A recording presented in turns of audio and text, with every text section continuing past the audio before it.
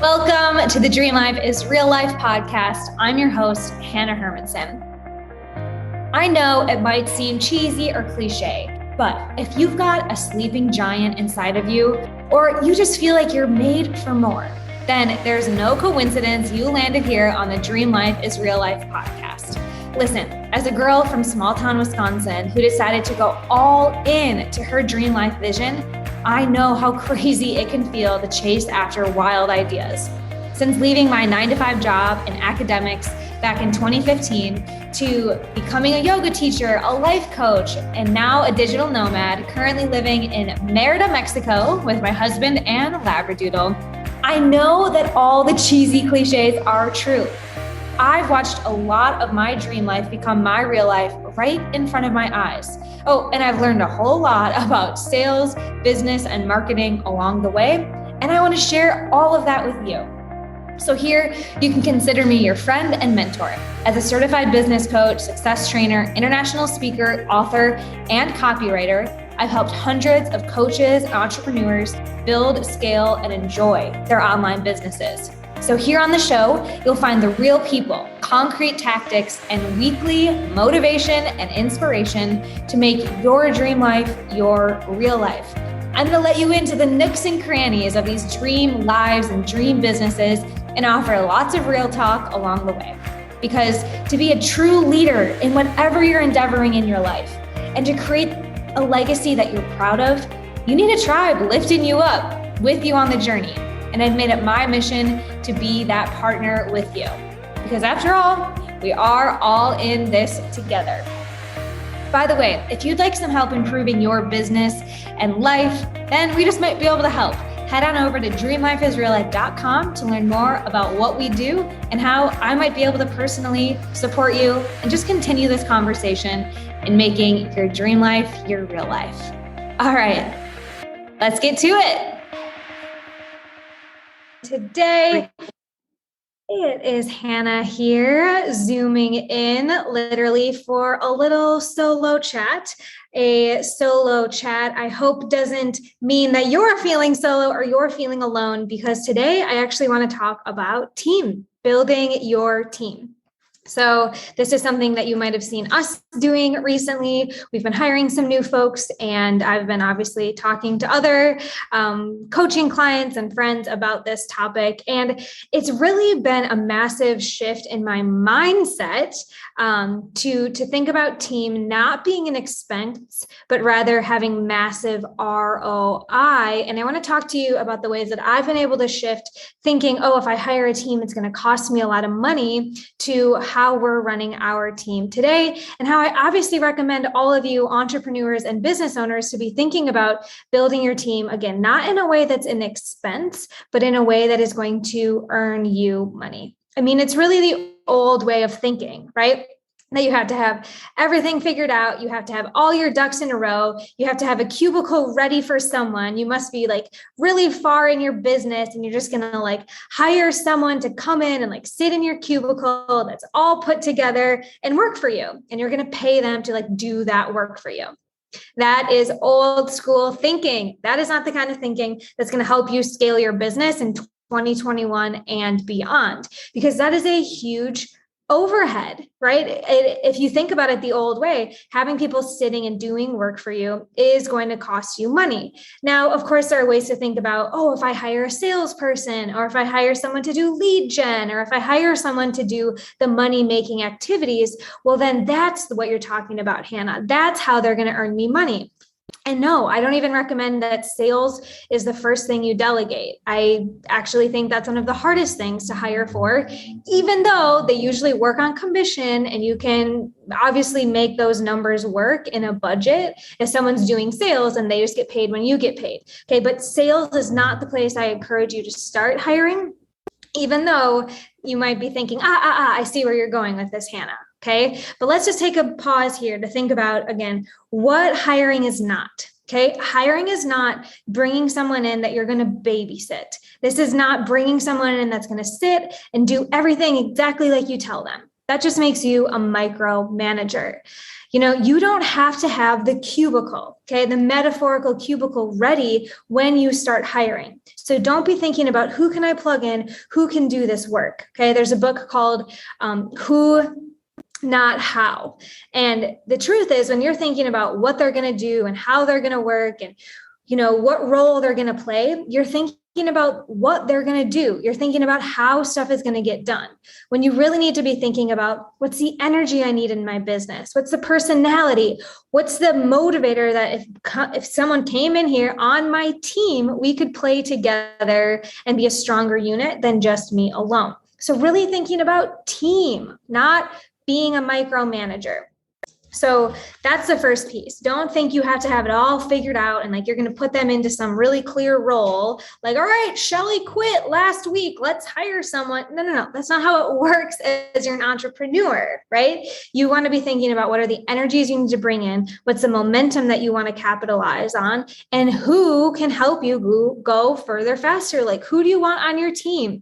You're not just looking to hire someone who can like get the job done, right? You're looking for those world-class A players, MVPs to be on your team. Think about this like drafting a team. Okay. You guys know I love NFL. It's NFL season right now. Watch the Packers win last night. And I want you to think about drafting a team that's going to help you go further faster, not just like get through the game or not just like play more games, but be the best at what you do. Okay. So that's the first thing. You don't have to have it all figured out and shift to figuring out who can I, like what can they do? What's the role? What am I going to slot them into? And start thinking about where are my world-class players? Who do I want on my team? Okay. So that's the first thing.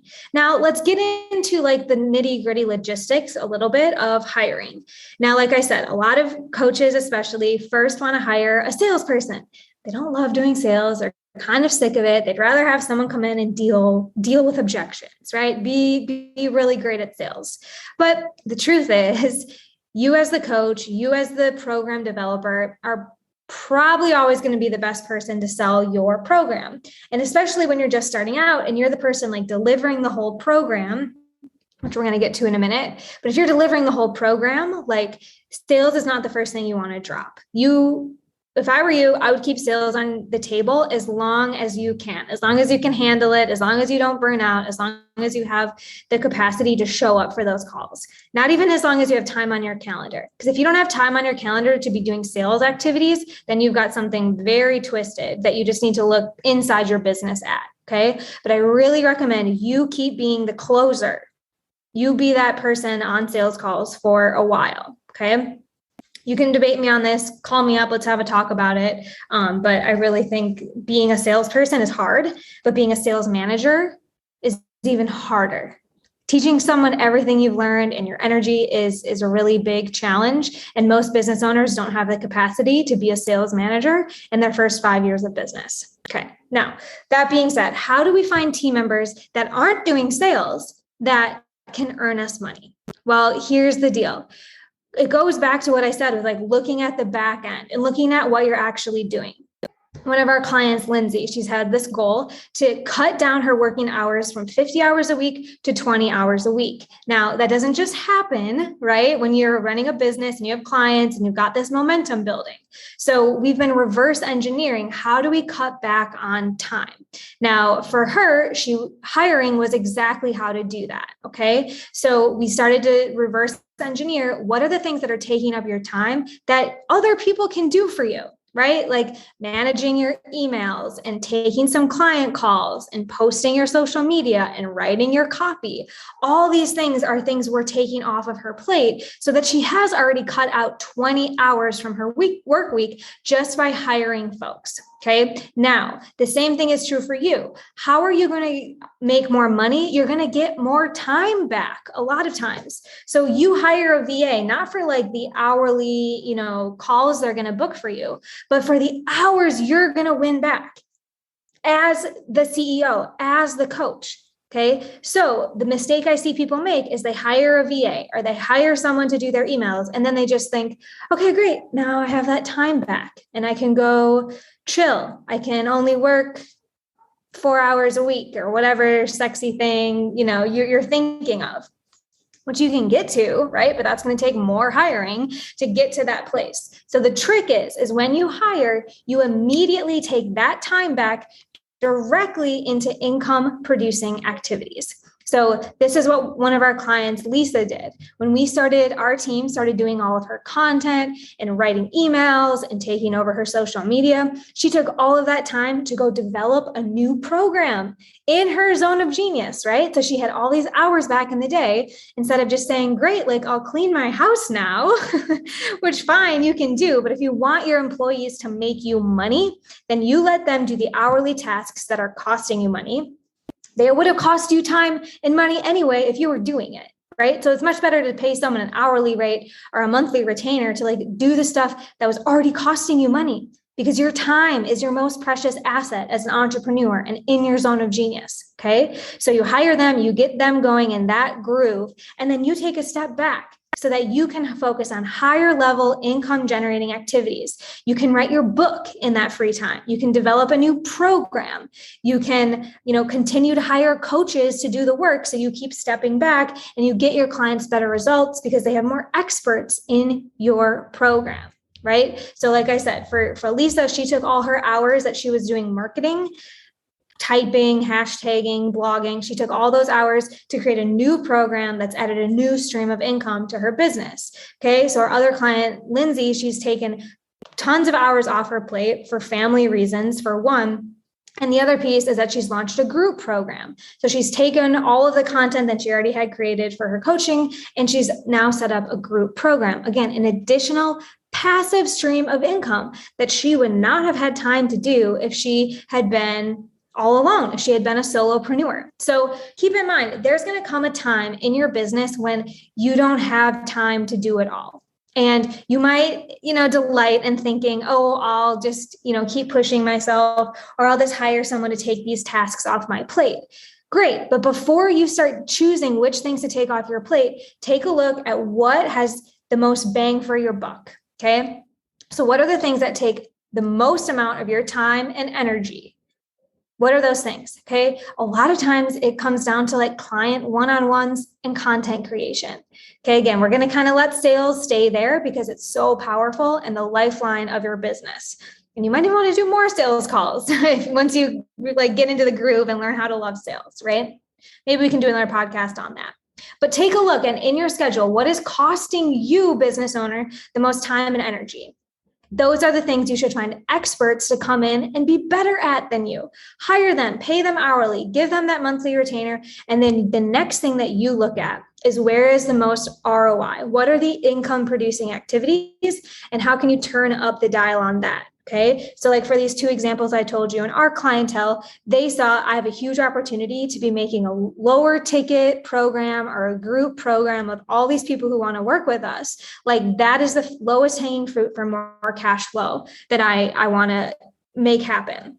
And then from there, the group programs will start running themselves, and we'll take a look again. And I'm going to tell you, if group programs or like a new product isn't the thing that's going to make you the most money immediately, then what you do is you look at where most of your clients have come from, right? So like for me, this is networking, this is podcasts, this is our referral program.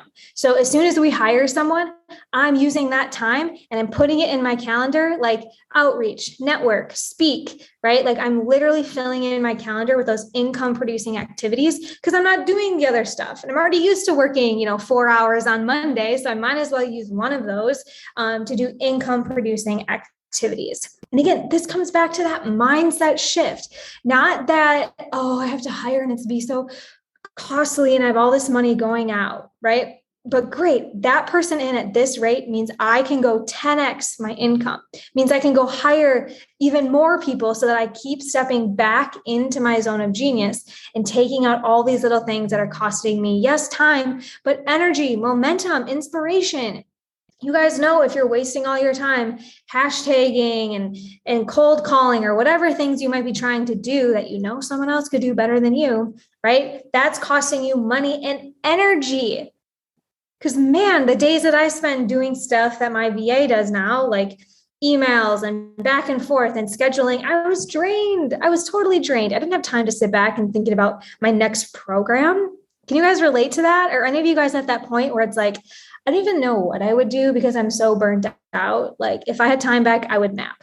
You can do that too. That might end up getting you more money in the long haul, right? But I want you as business owners and as people who want to make your dream life your real life, don't joke yourself into thinking you're always going to do it all yourself. And also don't joke yourself into thinking that hiring a team is going to be costly. Because the people who I see who hire right, who think about who can be my MVP, who can help me go further faster, those are the ones that are asking great questions in their businesses and finding places to work smarter and not harder, right? So being savvy with your business means taking a look at what actually brings me money, delegating the rest, or getting experts to come in and help you with the rest of the day-to-day operations so that you can keep moving up that hierarchy of needs, right? Maslow's hierarchy of needs, getting to that top rung of self-actualization, of fulfillment is going to mean that you've got folks helping you with some of those day-to-day things that drain you, okay? So again, just to recap, the very first step is switching your mindset to thinking, how can team make me more money? Who are going to be the folks on my team that are going to take us further faster? Then number two, taking a look at the things on your schedule that you don't have to be doing. Track your hours for just a week. There's so many ways to do this. I just have pen and paper next to my computer when I do this. It's just like, okay, Monday, go live 10 minutes. After this, I have another podcast, and I'm going to have lunch, just write down everything. And then at the end of the week, you can go back and look at, what's taking the majority of your time and what are the things you don't need to be doing. And there might be someone out there who would be way better at it than you anyway. Right? Then you start to hire for those positions. And of course, this is more personalized than I can go into on the podcast right here, talking to open ears on the other side. But right, with clients, we get really strategic of what could be a VA? What could be an expert? What could be a part-time? What could be a contractor, right? You're not out here offering people salary. You're just looking for folks who are willing to take some of the tasks and get them done for you. Right? Because once those things are done, then your third step is to look at where is the easiest money hanging around for you.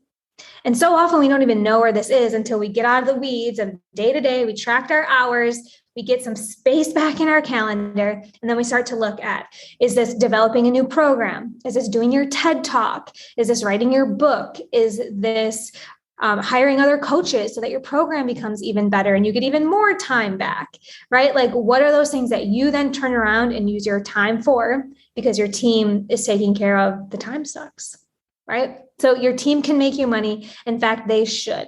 When Mac joined the business here a few years ago, he left his teaching job. First thing we were looking at is so how are you going to help us make money? Right? If you're going to be here, you're not just going to cost us money. So what are the things you can do to make us money? So he's been developing curriculum for our programs. He's been growing our brand. He's been starting conversations with folks that lead us to referral partnerships. These are the things you need to be thinking about as well. As soon as you hire or you want to hire someone, is how are they going to directly bring in money, or how are you going to turn around and make more money with the time and energy that you get back? And you guys, it is the end of September, and at January, the beginning of 2021, I decided, because I kept getting all these nudges, I kept seeing all these signs, if you will, reasons, people, friends, examples of how powerful collaboration is in businesses. And as someone who had really prided herself on doing it all myself and figuring it out and pulling whatever, blah, blah, blah. At the beginning of the year, I decided my intention for my life and my business was going to be collaboration. And let me tell you, 9-10 months later, it has transformed the way that I feel about my business. Having a team, it's almost like having the best accountability partners because you get to show up. And for me, leading and mentoring and coaching is in my zone of genius. So having a team means that I get to show up and do more of what I love and be held accountable. And they bring such good ideas. They have way more ideas than I would ever have as just one person. Right? So collaboration has looked like hiring a team for us. It has looked like looking for more referral partners and doing more community-based marketing and selling, which we can talk about if you guys have questions about that. It's even meant letting people clean our house and bring us food and do things in the day that just take my energy. And the truth is, when you collaborate, you let those people bring their good energy in. right? So I really want you to start thinking about when you're going to hire, how exciting it is, how the power of collaboration is going to help you move further, faster, and not be an expense, but be a way for you to make more money doing what you love. Because to me, that is a huge part of making your dream life your real life. So if at any time you have questions about this process, about hiring, about making more money in your business, you are more than welcome to jump over to dreamlifeisreallife.com/connect. And we'll see how maybe I can jump into your team and take over some of the marketing headache and posting and content creation and all those things on social media and your email list that might be weighing you down, or how I might be able to mentor and counsel you to make that right next hire to, again, make your dream life and business your real life. I'm here for you over at dreamlifeisreallife.com/connect.